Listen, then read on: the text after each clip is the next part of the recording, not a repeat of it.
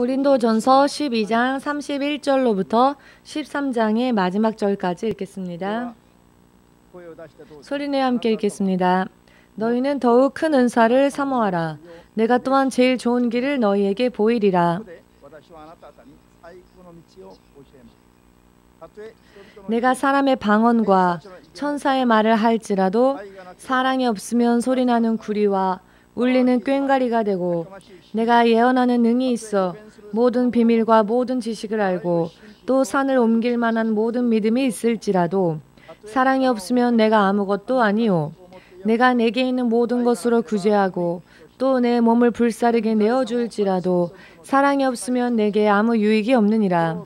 사랑은 오래 참고 사랑은 온유하며 투기하는 자가 되지 아니하며, 사랑은 자랑하지 아니하며 교만하지 아니하며 무례히 행치 아니하며 자기의 유익을 구치 아니하며 성내지 아니하며 악한 것을 생각지 아니하며 불의를 기뻐하지 아니하며 진리와 함께 기뻐하고 모든 것을 참으며 모든 것을 믿으며 모든 것을 바라며 모든 것을 견디느니라. 사랑은 언제까지든지 떨어지지 아니하나 예언도 패하고 방언도 그치고 지식도 패하리라. 우리가 부분적으로 알고 부분적으로 예언하니 온전한 것이 올 때에는 부분적으로 하던 것이 패하리라. 내가 어렸을 때에는 말하는 것이 어린아이와 같고 깨닫는 것이 어린아이와 같고 생각하는 것이 어린아이와 같다가 장성한 사람이 되어서는 어린아이의 일을 버렸노라. 우리가 이제는 거울로 보는 것 같이 희미하나 그 때에는 얼굴과 얼굴을 대하여 볼 것이요, 이제는 내가 부분적으로 아나 그 때에는 주께서 나를 아신 것 같이 내가 온전히 알리라. 그런즉 믿음, 소망, 사랑, 이 세 가지는 항상 있을 것인데 그 중에 제일은 사랑이라.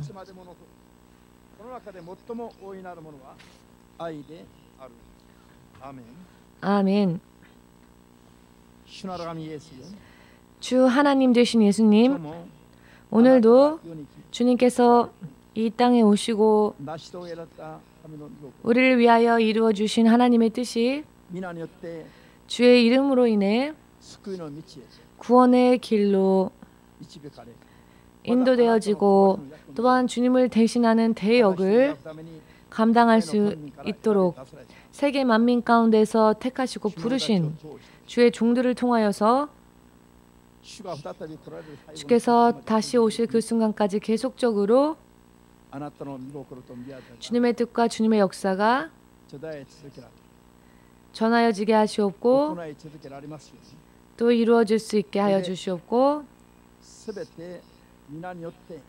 예수님의 이름으로 주님 앞에 부름받은 한 사람 한 사람이 한 명도 탈락하는 이 없이 전원 육신 후에는 구원받고 주님의 나라에서는 생명과 의의 멸롱안을 더불어 받을 수 있는 믿음 생활을 함께 해 나아갈 수 있도록 오늘도 주께서 말씀하고자 하시는 말씀을 이 종의 입술에 허락하여 주시옵고 주의 성령의 역사하신 가운데에서 감화 감동시켜 주시사 주의 이름으로 인해 전하여지는 모든 주의 자녀들의 마음 또한 하나님 뜻에 합당하게 거듭나게 하시고 성장하게 하시고 도와주시옵소서. 예수 그리스도 이름으로 기도하옵나이다.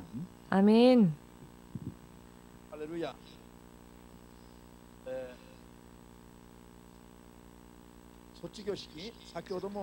자, 졸업식 잠시 전에도 가네이시 아키코 목사님이 기도를 드릴 때에 졸업이 마지막이 아니다 라고 하는 기도를 해주셨습니다. 졸업은 마지막이 아닙니다. 즉 완성이 아닙니다. 미래를 향한 새로운 출발이 됩니다. 새로운 출발, 미래를 향한 본격적인 배운 대로 살기 위하여서 출발을 하는 시점, 그것이 바로 졸업을 하는 시점인 것입니다. 그렇기 때문에 끝났다라고 생각하면 안 됩니다. 앞으로 지금부터 배우고 또 배워왔던 지식과 믿음, 여러 많은 것들을 더욱더 갈고 닦고 연마하여서 그것이 더욱더 완전한 것이 될 수 있도록 구해야 하고요. 또한 각기 자신의 믿음을 지키면서 주께서 명령하신 그 역할을 틀림없이 후회하는 일도 없이 영원히 면류관과 영원한 면류관과 바꾸어 나아갈 수 있도록 하나님 나라에서 받는 면류관들이 더욱더 늘어날 수 있도록 그렇게 본격적으로 이것을 위하여서 배우기만 하는 것이 아니라 이제는 실천하고 실행에 나아가야 하는 것입니다. 그렇게 살아야 한다는 것입니다. 그러한 출발점인 것입니다. 졸업은.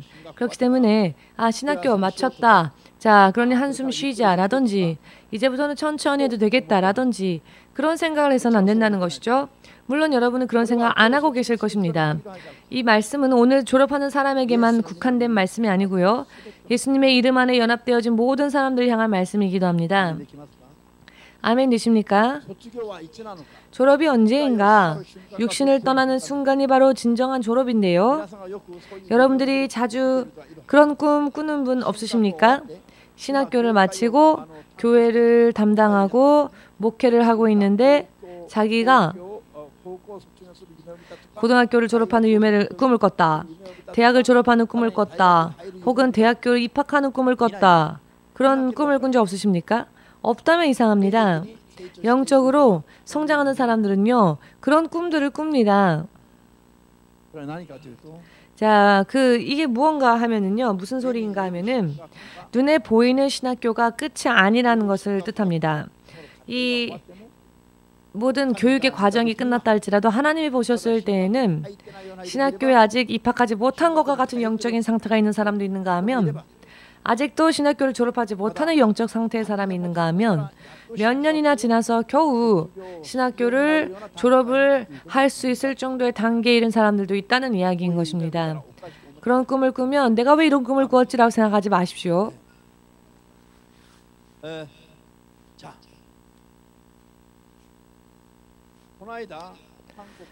지난번 한국국가기도회에 제가 가기 전에 기도를 하였을 때 하나님께서 저에게 강하게 말씀을 주신 것이 있는데요.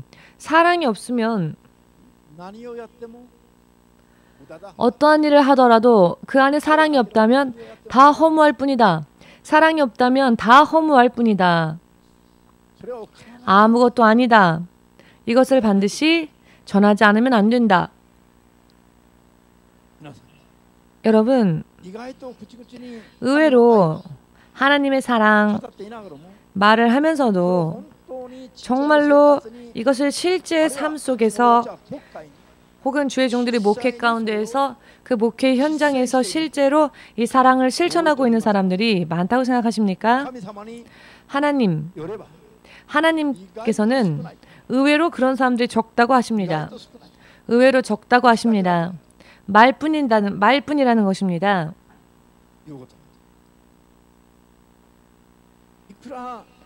아무리 커다란 사역을 감당했다 할지라도 사랑의 의미를 알지 못한 채 혹은 그 사랑을 실천하지도 않은 채 행한 것에 대하여서는 결과적으로는 다 허무해지고 말 그런 위험성도 있다는 것입니다. 그만큼 사랑은 정말 중요한 부분들입니다. 왜냐하면은요, 하나님께서 가지고 계신 속성 중에 가장 대표적인 속성이야말로 사랑이고요. 하나님께서 가지고 계신 능력 가운데에서 마귀가 흉내조차 낼 수 없는 힘이 바로 하나님의 사랑의 힘이시기 때문입니다. 많은 사람들이 지금까지도 사랑은 성령이 맺게 하시는 열매이다, 능력이 아니라 열매이다 라고 생각하여서 사랑은 사실 있어도 그렇게 필요가 없는 듯한 그렇게 사랑을 별로 대수롭지 않게 생각하는 그런 경향들이 있습니다. 사랑에 대해서는 자주 말을 하면서 말입니다. 그러나 여러분 오늘 본문 말씀을 보시면요. 성령의 은사는 몇 가지가 있죠? 성령의 은사는 몇 가지가 있습니까? 9개 있죠? 모두 찬성하십니까? 이 의견에? 그렇습니다. 여러분은 자, 그런데 걸려 들으셨습니다. 성령의 은사는 9가지라 생각하시죠? 그런데 오늘 읽어봤더니 몇이었습니까? 은사가 10개 있었습니다. 10개. 9개보다 더 많은 최고의 은사, 그것은 사랑이다라고 말씀하십니다. 12장에서 12장 마지막 절에서 말씀하시죠. 가장 더 큰 은사를 사모하라. 내가 또한 제일 좋은 길을 너에게 보이라. 라고 말한 뒤에 사도 바울은 13장을 통해 사랑에 대하여서 설명합니다. 아멘 되십니까? 이것을 인정하지 않으십니까? 인정되어지지 않습니까? 사랑 또한 은사라는 것입니다. 최고의 은사라는 것입니다. 아멘 되십니까? 사랑이야말로 하나님의 커다란 능력, 가장 큰 능력이시며 하나님의 가장 큰 속성 되시며 대표적인 하나님 하면 가장 먼저 전면적으로 드러나는 속성은 사랑이라는 것입니다. 그 여러 많은 기적을 행하는 은사들도 많지만은 그 다른 은사들, 다른 능력도 흉내낼 수 없을 정도로 큰 능력이 바로 사랑의 능력이라는 것입니다. 대부분의 능력들은 마귀 또한 흉내낼 수 있습니다. 마귀 또한 성령께서 행하시는 기적을 이 땅에서 지금도 비슷하게 흉내낼 수 있습니다. 일으킬 수 있습니다. 그렇지만 사랑만큼은 마귀가 흉내도 못 냅니다. 흉내도 못 냅니다. 마귀는요, 속성부터 거짓된 자이기 때문에 까도 가장 그 깊은 곳도 다 거짓입니다. 아무리 까도 거짓밖에 나오지 않기 때문에 순수하신 하나님의 사랑은 조금도 흉내를 낼 수가 없는 것입니다. 마귀는 무슨 일을 하건 거짓밖에 없습니다. 진실이 없습니다. 사람을 속이는 일밖에 할 수 없습니다. 생명을 줄 수가 없습니다. 마귀는. 그러나 병을 고치고 이와 같은 흉내는 낼 수 있습니다. 기적도요, 여러 많은 흉내를 낼 수는 있습니다. 그러나 사랑만큼은 절대로 그가 마귀는 흉내를 못 냅니다. 왜냐하면 가장 그 깊은 내면조차도 마귀 안에는 그 내면에 사랑이 없기 때문입니다. 아멘 되십니까? 많은 사람들이 지금도 예수님을 믿으면서도 오해하고 있는 게 무엇인가 하면은요, 예수님으로부터 무언가 자기의 필요를 받고 자기의 부족한 부분, 힘든 부분, 연약한 부분들을 채우고 싶고 또 도움을 받고 싶어서 하나님께 그것을 구합니다. 그런데 성경은요, 무엇을 우리에게 말씀하시는가 하면은요, 우리가 사단의 자식이었던 그 운명에서, 사단의 노예였던 그 운명에서 벗어나서 하나님의 자녀가 되어라. 하나님의 자녀가 되기 위해서 가장 필요한 것은 무엇인가? 하나님과 성격이 맞아야죠. 마음이 맞아야 합니다. 하나님과 마음이 맞아야 한다는 겁니다. 하나님의 속성으로 우리가 거듭나지 않으면 안 된다는 것입니다. 하나님의 자녀가 된다는 것, 마음도 성격도 취미도 하고 있는 일들도 관심사도 하나님과 같이 되기 위하여서 가장 노력해야 할 필요가 있다는 것입니다. 아멘. 그런데 사람들은 목사들조차도 하나님의 종, 하나님의 자녀들, 그리고 하나님의 거룩한 사람이 되기 위해서 거듭나려고 노력하지는 않고 무언가 세상에서 살면서 필요한 능력이라거나 세상에서 필요한 것들에 대해서만 열심히 구하고 있습니다. 얼마나 기독교가 본질적으로 말씀에서 벗어나고 있는지를 깨달아야 할 것입니다. 깨달아야 합니다.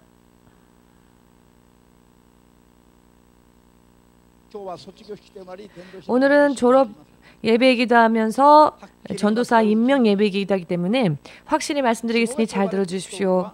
종으로 부름받았다라고 하는 것은 하나님의 대목자 되신 하나님, 대목자 되신 하나님의 양의 무리를 예수님을 대신하여서 예수께서 택하신 종들에게 그 양들을 치는 일을 하나님께서 맡기신다는 겁니다. 위탁관리, 위탁교육 이러한 말이 있죠. 맡겨서 키운다는 것입니다. 바로 그 일을 위하여서 하나님은 종들을 택하십니다. 할렐루야.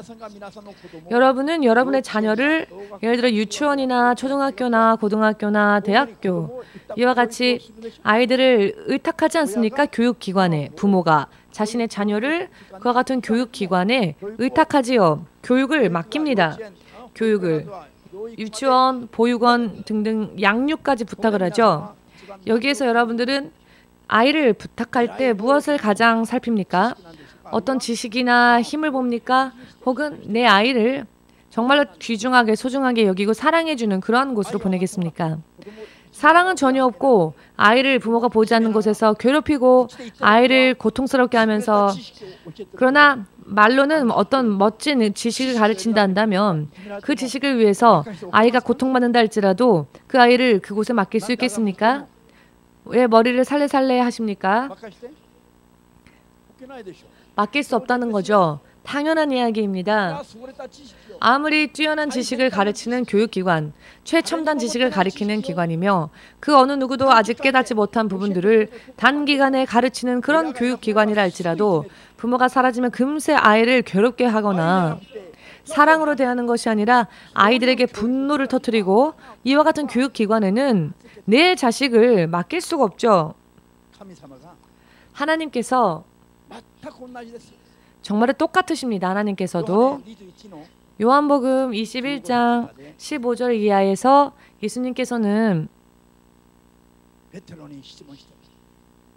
베드로에게 질문하십니다. 너는 이 자리에 있는 그 누구보다도 나를 사랑하느냐? 라고 물어보셨습니다. 예수님께서 베드로에게 물으신 이유는 왜일까요? 예수님을 왜 사랑하느냐라고 물으셨을까요? 그것을 물으셨죠. 너는 나를 얼마나 사랑하느냐? 너는 천국을 얼마나 사랑하고 있느냐? 이와 같은 것들보다 자, 주를 먼저 사랑하느냐라고 하나님은 예수님께서 먼저 질문하셨습니다. 어떻게 물으셨습니까?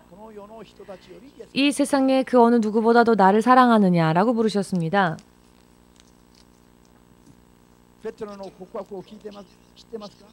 여러분은 베드로의 고백을 기억하십니까?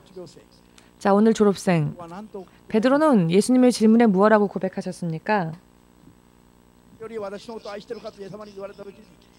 이 자리에 있는 사람들보다도 나를 사랑하느냐라는 질문에 베드로는 무엇라고 대답하셨습니까? 남편하고 상담하고 얘기하시렵니까? 김아유미 전도사. 내가 당신을 사랑하는 것을 주님이 아십니다. 주께서 아십니다라고 고백하였죠. 예수님은 왜 당신을 사랑하는지 베드로에게 물으셨을까요? 예수님을 사랑하지 못하는 주 대신 예수님을 생명을 주시고 축복을 주시는 모든 것을 근본 되시는 하나님을 사랑하지 않는 사람들은 절대로 예수님의 제자들의 무리를 사랑할 수가 없기 때문에 그렇습니다. 예수를 사랑하지도 못하는 사람이 어찌 예수님의 양들을 사랑하며 그 양들을 양육할 수 있겠습니까? 물을 물어봤자이죠. 부부싸움하고 예를 들어서 부인이 혹은 남편이 싫어지면 남편을 닮은 자식도 미워진다라는 이야기를 들은 적이 있는데요. 그런 적 없습니까? 결혼하지 않은 사람들은 이해가 안 될 수도 있겠습니다만은 아이를 낳아보십시오. 결혼해서 아이를 낳으면 부부싸움을 하지 않습니까? 부부싸움을 했을 때 부부싸움을 하면 상대방이 얄밉지 않습니까? 미워지죠. 얄밉죠. 그러면 그 상대방을 닮은 자기의 자식의 얼굴을 보는 것만으로도 싫어질 때가 있답니다. 그런 이야기를 들은 적이 있습니다. 그러나 상대방을 기뻐하고 있고 자기의 배우자를 만족하면 그 배우자의 모습을 닮은 자식들도 자연스레 귀엽고 사랑스러운 것입니다. 자, 이것은 몰라도 상관없는 이야기인데요. 예수님조차도 사랑하지 못하는 사람이 예수님의 양의 무리를 사랑한다는 것은 무리한 이야기이죠. 모든 생명과 축복이 예수님으로부터 온다는 것을 알면서도 예수님을 사랑하지 않는 자가 생명과 축복 그리고 그 애정을 희생하면서 자기를 희생하면서 사랑할 수가 없겠죠. 예수님을 사랑하지도 않는 사람은 양의 무리 즉 신자들을 사랑하지 않는 것도 당연한 이야기인 겁니다. 물을 것도 없죠. 설령 설교는 하고 있다 할지라도 신자를 사랑하는 마음은 없다는 겁니다. 정말로 예수님을 사랑하는 사람, 정말로 여러분 상대방을 사랑하면 상대방이 좋아하는 일을 합니까? 상대방이 싫어하는 일을 합니까? 사랑하는 사람이 있으면 그 사람이 좋아하는 일을 합니까? 혹은 그 사람이 싫어하는 일을 합니까?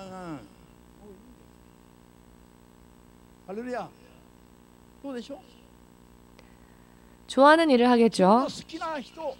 내가 좋아하는 사람이 있으면 그 좋아하는 사람이 좋아하는 일을 하겠죠. 자연히 그 사람이 좋아하는 일을 하고 싶어지게 되어 있습니다. 예수님을 이 세상의 그 어느 누구보다도 정말 사랑하고 있다면 예수님이 기뻐하시는 일에 대해서 열심히 하고 싶어지게 되어 있습니다.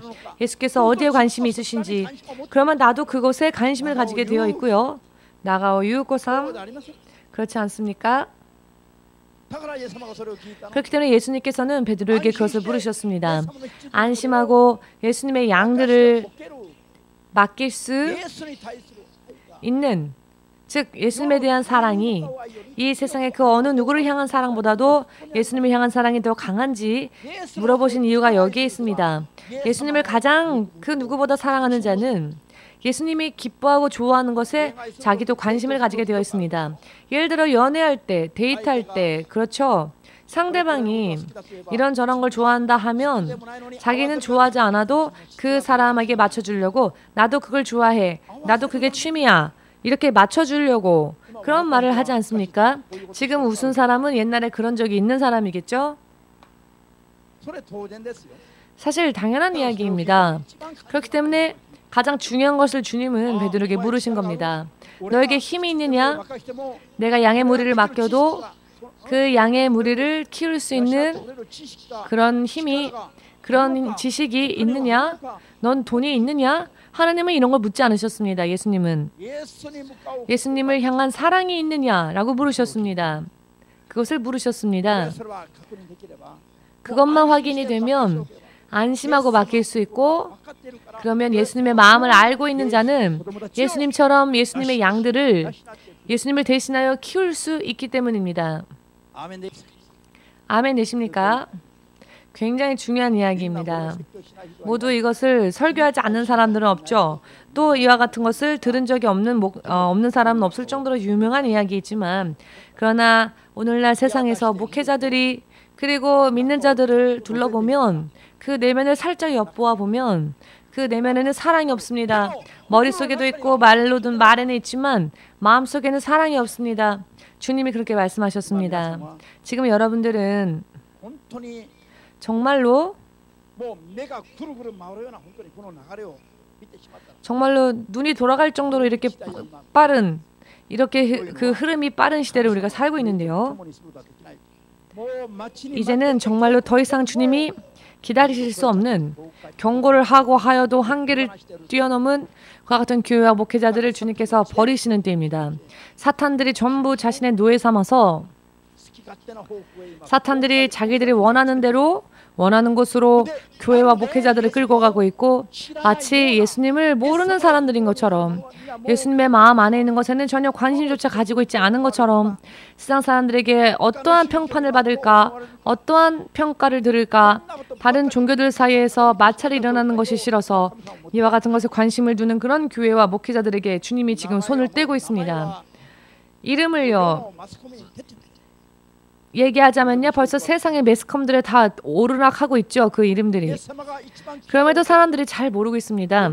예수님이 가장 싫어하는 일을 세상 사람들에게 맞추기 위해서, 세상의 비유를 맞추기 위해서 예수께서 가장 싫어하시는 일, 예수께서 십자가에서 피를 흘리시고 연 이 길을 세상의 비유를 맞추기 위해서 이 길을 타협하고 있습니다. 데살로니가 후서 말씀에 나오는 배교, 예수님께서 다시 오시기 이전에는 먼저 커다란 배교가 일어날 거라 하셨는데 이게 지금 눈에 보이는 모습으로 나타나고 있죠. 저들의 마음에는 예수님이 있습니다. 입술로도 예수님을 전합니다. 그러나 예수님을 사랑하고 있지는 않습니다. 예수께서 기뻐하시는 일을 하려고 하는 것이 아니라 세상 사람들이 좋아하는 일들을 하고 있습니다. 데살로니가 후서 2장 3절에 먼저 배도하는 일이 있고 라고 하는 말씀이 있는데요. 벌써 배도가 일어나고 있죠. 경고의 단계도 지나갔습니다. 지금은 악을 행하는 자들은 더욱더 악을 행하고 선을 행하는 자들은 더욱더 열매 맺는 그와 같은 시대가 되었습니다. 하나님이 예수께서 다시 오실 그날을 준비하는 그런 시대가 되었습니다. 어젠가 이틀 전인가요? 오늘이 6일이죠. 어제군요. 어제 제가 새벽 미명에 꿈을 꾸었는데요. 앞으로 이 일본 땅에서도 한국에도 지지 않을 정도로 영적으로 진정한 의미로 이파리만 무성한 자가 아니라 정말로 열매를 맺고 천국에 갈 수 있는 그와 같은 의미에서의 영적인 부흥이 이 일본 땅에 일어날 것이다. 그렇기 때문에 제가 예수님의 그 이야기를 듣고 여러분들에게 그 말씀을 전하는 꿈을 꾸었습니다. 빨리 준비하십시오. 빨리 준비하십시오라고. 이미 준비가 마친 사람, 끝난 사람들은 하나님 뜻에 합당하게 쓰임 받을 것입니다. 그러나 아직 준비되어지지 못한 사람들이 대부분이었기 때문에 빨리 준비하라고 제가 전하는 꿈을 꾸었습니다. 그렇지 않으면 눈앞에 다가온, 눈앞에 닥쳐온 이 마지막 수학의 때에 참가하지 못할 수 있기 때문입니다. 우리가 준비를 하건 준비하지 않건 이 때는, 이 마지막 때는 더 이상 늦출 수 없습니다. 이미 시간은 흘러서 그 하나님의 때가 우리에게 임할 것입니다. 목사는 계속 지금 흥분한 상태입니다. 이제 그것을 눈으로 확인할 수 있는 시대가 정말 올 것이다. 지금은 경고의 때를 들을 그럴 때가 아니고요. 이미 경고한 말씀들에 대한 결과를 지금 눈으로 확인하는 때가 되었습니다. 그럼에도 불구하고 사람들은 지금 무슨 일을 하고 있는지요? 고린도전서 2장 마지막 절 모습을 보시면 16절 누가 예수님을 알아? 누가 예수님의 마음을 깨달아? 누가 예수님을 바르게 전하여 줄 것인가? 누가 예수님에 대해서 바르게 가르칠 수 있겠느냐? 누가 그 일을 할 것이냐? 예수님의 성령의 충만함을 받은 자, 그리고 예수님께서 어떠한 분인지를, 예수님께서는 어디에 관심을 가지고 계시는지를 아는 자. 예수님이 이 땅에 오신 목적은 무엇입니까? 예수님은 왜 이 땅에 오셨습니까? 전도하기 위해서입니다. 사람들을 구원하시기 위해서입니다. 아멘 되십니까? 예수께서 왜 십자가에 못 박히셨습니까? 죽어도 사는 그런 어떤 퍼포먼스를 보이시기 위해서였습니까? 우리 한 사람 한 사람의 얼굴을 떠올리시면서 지옥의 불 속에 떨어지기 전에 우리를 구원하시기 위하여서 예수께서 이 땅에 오셨고 십자가를 지셨으며 이 땅에 계시는 동안 예수께서 하신 일들은 전도하는 일이셨습니다. 병을 고치시고 귀신을 쫓고 그런 일도 하셨죠. 그러나 그것은 표적으로 하나님께서 예수께서 행하셨을 뿐이지 근본적으로는 사람들을 전도하여 구원하는 것이 예수님의 목적이셨습니다. 이 땅에 오신 성경 어디를 읽어보아도 예수께서 표적을 보이기 위해서 마귀를 쫓고 귀신을 쫓고 병 고치기 위하여서 오셨다라고 하는 말씀 구절은 성경에 한 군데도 없습니다. 한 군데도 없습니다. 이와 같은 기적들은, 이적들은 그저 예수님이 주님이라는 것을 드러내는 표적에 지나지 않았을 뿐입니다.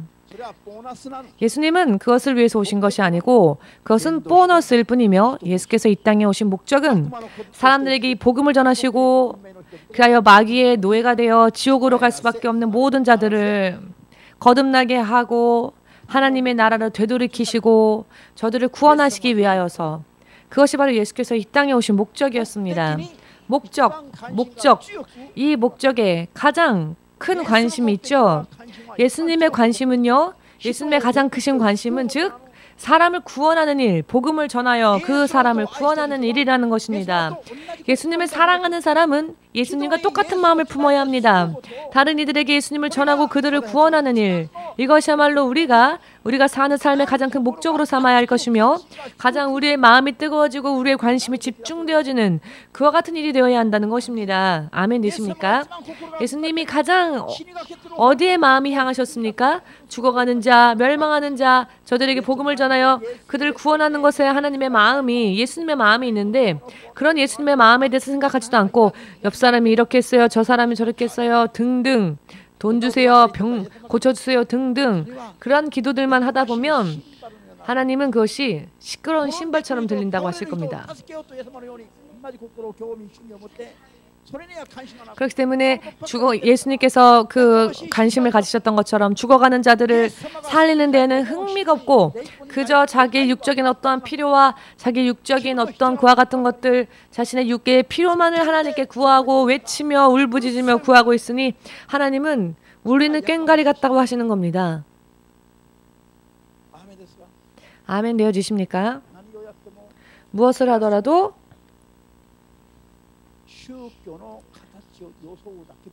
종교적인 그런 행위를 가지고 있을 뿐이지 그 안에 사랑이 없다면 다 허무한 겁니다. 예수님께서 인정하지 않으신다는 이야기입니다. 아멘. 사람들이 욕을 해도 좋습니다. 험담을 해도 좋습니다. 내가 나를 희생하지 않으면 안 될 수밖에 없다 하여도 좋습니다. 먼저 우리는 다른 사람들에게 예수님을 전하고 저들을 예수님 앞으로 인도해야 합니다. 저 영혼들을 구원하기 위해서 필사적으로 매달려야 합니다. 여기에 우리의 가장 큰 관심을 두어야 합니다. 우리의 삶의 가장 큰 목적을 두어야 합니다. 집중해야 합니다. 아멘. 그렇게 하면 예수님께서 가장 기뻐하실 것입니다. 무엇을 기뻐하신다고요? 우리가 다른 이들에게 주의 구원을 전하는 것, 저들을 구원으로 인도하는 것, 이것이야말로 가장 하나님을 기쁘시게 해드리는 일입니다. 다른 사람들을 살리기 위하여서 마음이 있다면 마음을 다하고 힘이 있다면 힘을 다하고 집중하고 다른 일을 위해서 따로 떼어놓지 말고 따로 떼어두면요 어떡하지? 그쪽에 또 걱정이 되지요. 떼어두지 마십시오. 마음도 생명도 다 주님 앞에 다하여 드리면 예수님께서 책임져 주십니다. 그런데 그것을 믿지 않는 것은 불신앙이죠. 전부 다 하면 나중에는 예수님께서 책임을 져 주십니다. 우리가 예수님으로 인해 사는 것이야말로 믿음 생활입니다. 아멘.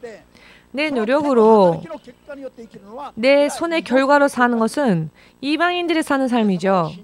예수님을 모르는 사람들의 삶입니다. 예수를 믿는 자들은 내일 먹을 음식이 없고 자 그럼 금식하면 되지. 아, 또 금식할 찬스가 왔구나. 금식이 끝나면 그 후에는 굶어 죽느냐? 걱정하지 마십시오. 주님께서 준비해 주실 겁니다. 그렇게 믿고 또 금식하는 겁니다. 먹을 게 없으면. 그러면 하나님께서는 까마귀를 통해서도 하늘을 나는 까마귀를 통해서도 주의 종에 필요한 음식물을 공급하시는 분이십니다. 새가 주의 종이 먹는 것을 새가 나른다는 겁니다. 상상이 안 되죠? 미친 것 같죠? 그러나 이것을 믿는 것이 신앙입니다. 1 더하기 1은 2. 이것은 산수이죠. 아멘. 1 더하기 1은 3 혹은 10 혹은 1000도 되는 것이 믿음의 법칙입니다. 오늘부터 우리 좀 변화됩시다. 참된 하나님의 사람으로. 우리가 변화되지 않아도 시간은 흐르며 주님은 준비된 자들을 통해서 일하실 겁니다. 10명이 있는데 9명은 준비가 안 됐고 1명이 준비됐다 합시다. 그러면 하나님은 그 1명을 통해서라도 하나님은 당신의 계획을 실행하십니다. 손해보는 것은 준비되지 않은 그 9명일 뿐입니다. 알기 쉽게 말씀드린다면 제가 공원 전도 집회 매일 하여도 저는 할 수 있습니다. 전도사들이 그 공원 전도 집에 가서 말씀 전하지 않아도. 그러나 제가 전도사들에게 공원 전도에서 말씀 전하게 하는 것은 그 여러분들에게 찬스를 드리는 겁니다. 그러면 기도해야죠. 그런데 설교하는 전도사들이 기도를 하면서 자는 겁니다. 아니, 설교한다고 종이라고 생각합니까? 더 이상 봐줄 수가 없습니다.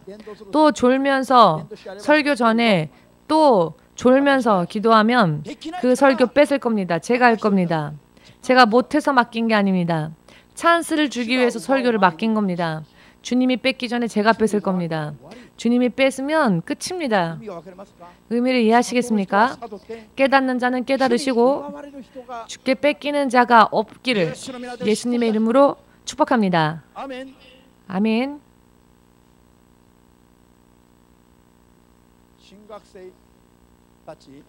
신학생들도 잘 들으십시오.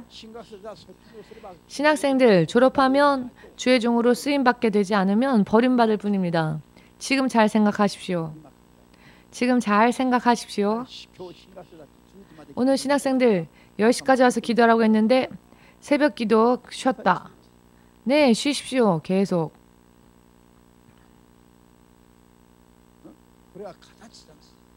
이거는 연례 행사가 아닙니다. 주님께서 마음을 보십니다. 새벽 기도, 예수님이 그 시간에 주무실까요? 안 주무십니다. 한 사람만 와서 기도해도 주님은 이 자리에 계셔서 보십니다. 단 한 사람만 기도해도. 여러분, 영적인 싸움에 지면 지금 쓰러지는 몇만 명이 있는 교회들, 그와 같은 목사들, 지금 세계적으로 유명한 그런 교회, 이름까지 다 얘기하고 싶지만 일단 그것까지는 하지 않겠습니다. 왜냐하면 여러분들도 조사해보면 다 알 수 있는 이야기니까. 지금 눈으로 다 볼 수 있는 그런 때가 되었습니다.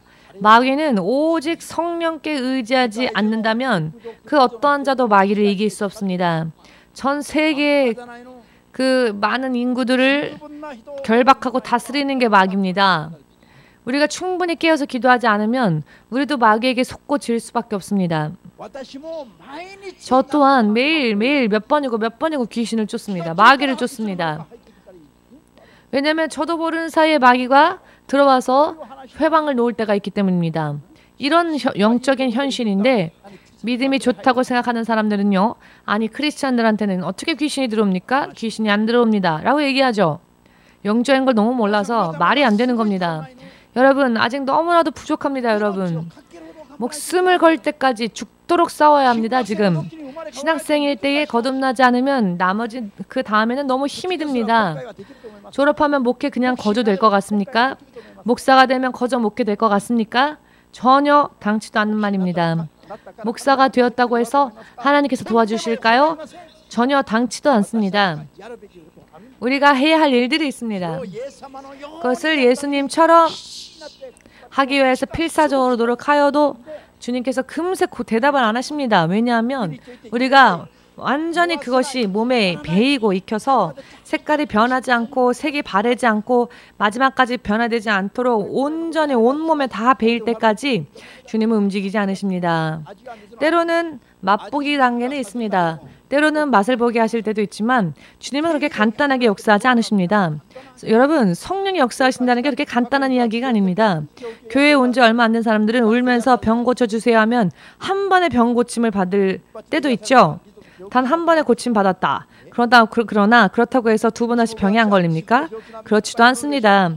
주의 종들은 자신의 병 때문에 기도하죠. 간단히 고침 받습니까? 아니요. 그렇지 않죠. 병은요 문제가 아닙니다. 정말로 영혼까지 깊게 스며들어서 예수님을 가장 사랑하는 흔들림이 없는 믿음에 설 때까지 하나님은 사람을 쓰지 않으십니다. 왜냐하면 그런 준비가 되기도 전에 빨리 사용하면 모두가 다 하나님을 떠나기 때문입니다. 이 전 세계에 그런 사람들이 얼마나 많은지 이름까지 얘기할까요? 걱정하지 마십시오. 이름까지는 얘기 안 하겠습니다. 그러나 주의 종 한 명을 키우는 데에 대체적으로 20년 걸린다고 주님께서 말씀 주셨습니다. 즉 그렇게 간단한 이야기가 아니라는 겁니다. 왜냐하면 그 내면을 살펴보면 여러 너무나도 많은 것들이 들어가 있거든요. 성령 받았다고 변화될까요? 성령 받았다고 금세 변화되는 게 아닙니다. 왜냐하면 성령을 받아도 사람들은 금세 또 하나님부터 받은 은혜를 엎어버리죠. 그리고 마귀의 유혹이요 너무나도 강합니다. 지금은 마지막을 준비해야 할 때입니다. 지금은 마지막을 준비해야 할 때입니다. 여러분이 준비하건 하지 않건 하나님은 하나님의 때에 맞추어서 역사하실 겁니다. 준비되어 있는 자를 사용하실 겁니다. 준비되어 있지 않은 자는 그러나 주의 재림에 늦어버릴 겁니다. 주의 재림에 나도 들림받기 위해서는 모든 것을 다 하여서 세상의 그 어떠한 것보다도 예수님을 가장 사랑하고 정말 예수님을 위하여 모든 것을 다 하는 믿음을 빨리 준비하지 않으면 여러분 들림받을 것 같습니까? 전혀 들림 못 받습니다. 정말로 매일과 같이 내 마음의 상태를 살펴보십시오. 그리고 또 나를 부수고 주님께 집중하기 위해서 기도해야 합니다. 3년, 5년 지나지 않아서 여러분 지금 제가 전한 말씀을 그 결과를 눈으로 확인할 때가 올 겁니다. 문제는 이것을 보고 난 다음에 또 뒤에 늦춰져서 다시 또 하려고 하면 너무나도 늦는다는 겁니다. 빨리. 왜냐하면 사람이 변환되는 게 1, 2년에 되는 게 아닙니다. 사람의 속성은 1, 2년 만에 변하지 않습니다. 성령의 도움을 필사적으로 거듭내려고 구하는 사람도 너무나 적고요. 그러니까 지금부터라도 준비해야 합니다. 어떻게 준비해야 하느냐? 필사적으로 준비하십시오. 믿음을 빨리 준비하십시오. 아멘 되십니까? 천국과 지옥으로 나뉘어질 때에는 그때는 주님은 사랑의 주님이 아닌 심판의 주님이 되십니다. 심판의 주님이 되십니다. 심판받는 자는 자기를 위하여서 아무것도 구할 수 없습니다. 왜냐하면 이미 그 일선을 넘어버리면 깨달았다 할지라도 구할 어떠한 은혜도 주어지지 않기 때문입니다. 은혜는 지금의입니다. 은혜의 때는 지금입니다. 내일은 심판의 때라고 생각하면 틀림없습니다. 지금이 바로 은혜의 때입니다. 들림받는 그날 예수께서 다시 오실 때 남겨진다면 이제는 심판밖에 없죠. 물론 이 땅에 남겨진 자들 가운데서도 마지막까지 또 하나님의 구원의 은혜가 임하는 자들이 있는데요. 그러나 그들은 정말로 순교의 각오라 살지 않으면 살 수가 없습니다. 천사의 인을 맞은 자, 요한계시록에 보면 천사의 인을 맞은 자들, 저들만이 어떻게 마지막까지 남을 수 있는 겁니다. 그런데 이와 같은 것들을 가르치는 사람도 없죠. 자, 정말로 마지막 때에는 목숨 걸고 가지 않으면은 통과할 수 없는 것이 7년 대환란 때입니다. 지금 이렇게 너무나도 풀려 있는데 어떻게 7년 대환란을 감당하시렵니까? 목사님도 7년 대환란을 생각하면 두려운데, 그러니 들림받기 위해서 지금 준비하십시오. 예수님을 가장 사랑할 수 있도록, 무엇보다도 가장 우선적으로 말씀을 지킬 수 있도록, 이 말씀을 향한 하나님의 뜻을 깨달았다면 빨리 실행에 옮기고 내일로 미루지 마십시오. 내일은 심판의 때가 될 수 있습니다. 그것을 머릿속에 항상 새겨두십시오. 아멘 되십니까? 주님께서 말씀하셨습니다. 지금 준비하는 사람들은 지금 최선을 다해서 준비하고 육신이 힘들어서 정말로 더 이상 아무것도 할 수 없을 것 같을 정도로 노력하십시오. 그래도 죽지 않습니다. 그렇게 열심을 다하면 그 사람의 영혼이 강건하게 될 것입니다. 주님께서 지켜주실 것입니다. 주님께서 우리에게 무엇을 구하시느냐? 우리에게 지식을 원하십니까? 능력을 원하십니까? 아닙니다. 사랑입니다. 예수님을 가장 사랑하는 마음을 원하십니다. 예수님하고 자기 사이 여기까지라고 선을 그어두고 여기까지만 믿음 생활하고 나머지는 이렇게 하자, 이렇게 머리를 굴리면 그것이 실족이 됩니다. 모든 마음과 생각을 다 주님께 드리고 주님이 오직 나를 지배하시도록 내 안을 다 비우는 것, 그것이 중요합니다. 남아있으면 남아있는 만큼, 내가 남아있으면 남아있는 것만큼 그것이 실족의 원인이 되고 그것이 나에게 있어서 손해일 뿐입니다. 전부 다 주님께 드리십시오. 하나님께 다 하십시오. 하나님이 책임져 주십니다. 내가 하나님께 다 바쳤을 때, 내가 하나님께 다 드렸을 때 하나님이 나를 어떻게 쓰시는지 이것을 결과로서 간증할 수 있는 그런 사람이 되어야 정말로 주 예수님을 증거할 수 있는 자가 되겠죠? 마귀는 보이지 않는 곳에서 더 사람들을 미혹하고 완전히 자신들의 노예 삼으려고 하는 시대가 되었습니다. 그러니 성령으로 깨어서 열심을 내서 노력하지 않으면 정말로 우리도 모르는 사이에 여기 있어야 될 사람이 저쪽으로 날아가서 더 이상 돌아올 수가 없게 되어버리는 겁니다. 앞으로 그것을 보게 될 겁니다.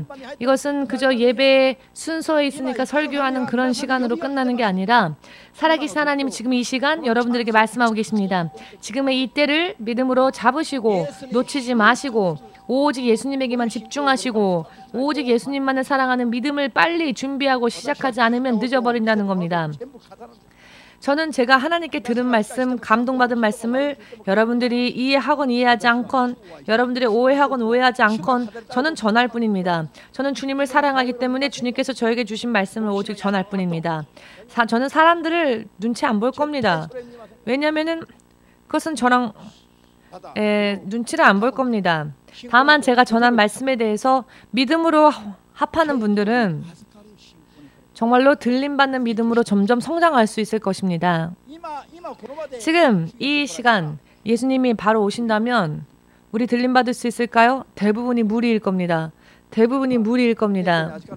여러분, 나는 들림받을 수 있다라고 생각하십니까? 오해하지 마십시오. 착각하지 마십시오.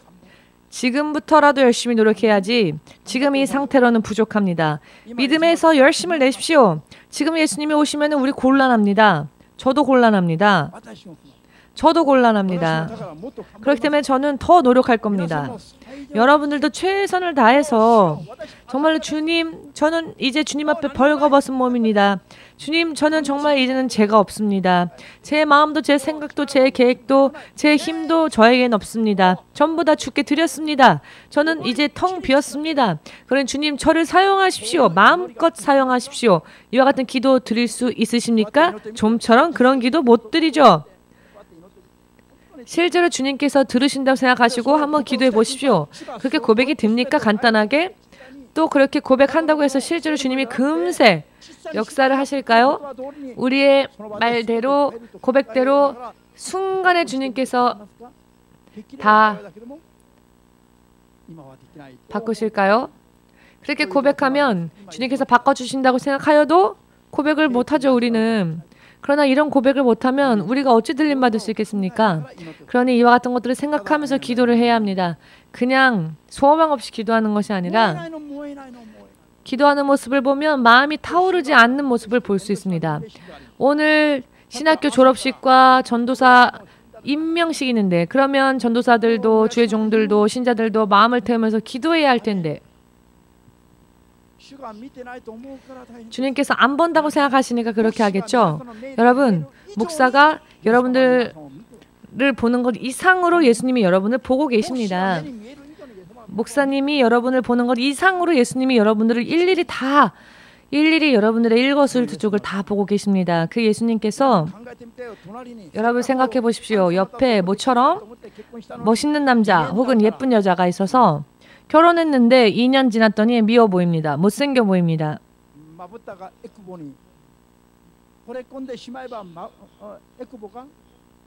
한국말에는요. 반하면 곰보 자국도 보조개 자국으로 보인다 라는 말이 있는데요. 2년 지나면 곰보는 곰보로 보입니다. 그러면 더 이상 마음이 뜨거워지지 않죠. 어떻게 하면 이 사람과 헤어질까라는 생각을 하겠죠. 예수님과 마음이 하나가 되지 않으면 예수님도 그렇게 하실 것입니다. 함께 예수께서 하실 수가 없는 겁니다. 무슨 의미인지 이해되십니까? 그러니 예수께서 하나님께서 저 성전의 문을 닫을 자 없느냐? 저들이 내 앞에 출입하는 것을 못하게 문을 닫을 자 없느냐? 라고 말씀하셨죠. 성경 말씀에. 왜? 영적으로 너무나 썩어 있으니까. 실제로 하나님은 이와 같은 것을 느끼신다는 것입니다. 무엇보다도 정말 예를 들어서 우리가 아무런 힘이 없고 능력이 없다 할지라도 우리에게 사랑이 있어서 예수님을 사랑하고 영혼들을 사랑한다면 그렇다면 우리가 힘이 없다 할지라도 지식이 없다 할지라도 지혜가 없다 할지라도 예수님은 우리를 기뻐하실 것입니다. 예수님과 마음과 성격과 취미가 합하면 예수님이 우리를 얼마나 기뻐하시겠습니까? 이해되십니까? 오늘부터 사랑은 성령의 열매이기도 하지만 가장 강력한 은사이기도 합니다. 능력이기도 합니다. 이 사랑의 능력의 충만함을 받으시기를 이 세상에는 그 어떤 것보다도 예수님을 사랑하시고 예수님을 위해서라면 무엇이든지 예수님께 드릴 수 있도록 예수님께 다 할 수 있도록 기도하십시오. 예수님이 가장 관심을 가진 것은 영혼들을 살리는 길이다. 그러니 여러분들도 그 일에 모든 것을 다 해보십시오. 그러면 우린 들림받을 수 있을 겁니다. 다른 부분들이 부족하다 할지라도 이 사랑만으로도 우린 들림받을 수 있을 것입니다. 그러나 이 사랑은 없다. 그러나 그 이외의 것들은 많은 것을 했다. 그랬다 할지라도 사랑이 없다면 예수님의 마음을 우리는 만족시켜 드릴 수 없는 겁니다. 그렇다면 우리가 과연 들림받을 수 있겠습니까? 의미를 이해하시겠지요? 오늘 졸업하는 사람도, 그리고 전도사로 임명받은 자도, 주의 종이 되어 있는 사람도, 예수님의 이름으로 믿음 생활하는 사람들도 오늘의 말씀을 마음속에 새겨두십시오. 마음에 새겨두시고 2번, 3번 생각하지 마시고 단 한 번에 결심하십시오. 2번, 3번 생각하는 것은 평화로울 때이죠. 2번, 3번이 없습니다. 앞으로는 한 번의 운명이 바뀌는 정말로 흐름이 거센 그런 시대가 되었습니다. 예를 들어서 흐름이 거세지 않다면 되돌아갈 수 있겠지만 흐름이 거세면 한 번 떠내려가면 되돌이킬 수가 없죠. 지금은 영적으로 그런 시대라는 것입니다.